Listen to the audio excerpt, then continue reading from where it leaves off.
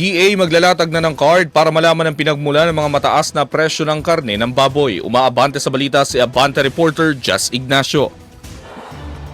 Sus, maglalatag na ng card ang Department of Agriculture sa merkado upang malaman ang pinagmula ng mga mahal na ibentang karne ng baboy.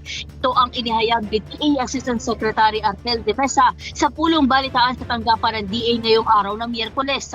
Ayon kay De Mesa, sa naturang card, kailangan ilagay kung saan binili ang baboy, sino ang buhero, lugar na pinagkakahan ng slaughterhouse, at impormasyon hinggil sa retailer.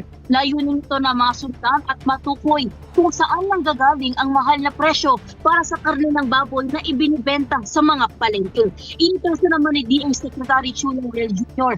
ang Agribusiness and Marketing Assistance Service o AMAS upang pag-aralan kung paano may sasama ang naturang card para sa karne ng baboy sa NMIS certificate.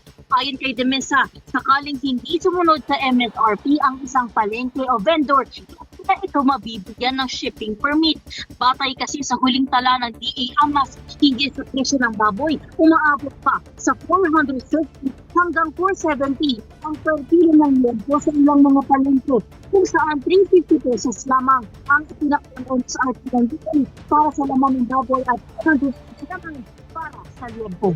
Ako, si Justin Ignacio ng Abante Radio. Ang balitang mabilis, mabilis, walang mintis.